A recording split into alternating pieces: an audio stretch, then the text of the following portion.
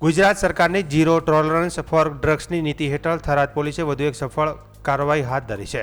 વાતળાવ Bharatmala road ઉપર વાહન checking દરમિયાન સ્વિફ્ટ કારમાંથી 32.37 ગ્રામ મેફેડ્રોન એમડી ડ્રગ્સ સાથે 3 શખ્સોને ઝડપી પાડવામાં આવ્યા હતા। પોલીસે કુલ 3,37,110નો મુદ્દામાલ જપ્ત કરી એનડીપીએસ એક્ટ હેઠળ ગુનો નોંધી આગળની કાર્યવાહી હાથ ધરી હતી। પોલીસ મહાનિરીક્ષક પરીક્ષિતા રાઠોડ, વાવથરા જિલ્લા પોલીસ અધિક્ષક ચિંતન તેરિયાના માર્ગદર્શન હેઠળ બોર્ડર વિસ્તારમાં સઘન પેટ્રોલિંગ અને ચેકિંગ અભિયાન ચલાવવામાં આવી રહ્યું છે। તે અંતર્ગત વિભાગીય પોલીસ અધિક્ષક એસએમ વાળોતરીના માર્ગદર્શન હેઠળ થરાદ પોલીસ સ્ટેશનના પીઆઈ એજી રબારીની સૂચનાથી વાતળાવ ભારતમાળા રોડ ઉપર વાહન ચેકિંગ હાથ ધરાયું હતું।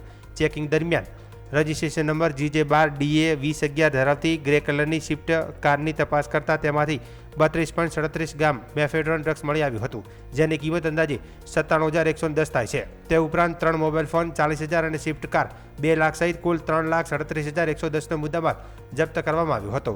ઝડપાયેલા આરોપીઓ મોહમ્મદ સાજિદ કાસમ યુસુફભાઈ, શાકિર હુસેન યુસુફભાઈ, ભરતભાઈ ઓમપ્રકાશ, કિશનારામ સોલંકી તમામ રહે જનતા કોલોની ભાવનગર ગાંધીધામના વિરુદ્ધમાં પોલીસે ત્રણેય આરોપીઓ વિરુદ્ધ એનડીપીએસ એક્ટ હેઠળ ગુનો નોંધી વધુ તપાસ શરૂ કરી છે। પ્રાથમિક તપાસમાં ડ્રગ્સનો જથ્થો ક્યાંથી લાવવામાં આવ્યો હતો અને કોને સપ્લાય કરવાનો હતો તે દિશામાં તપાસ ચાલી રહી છે।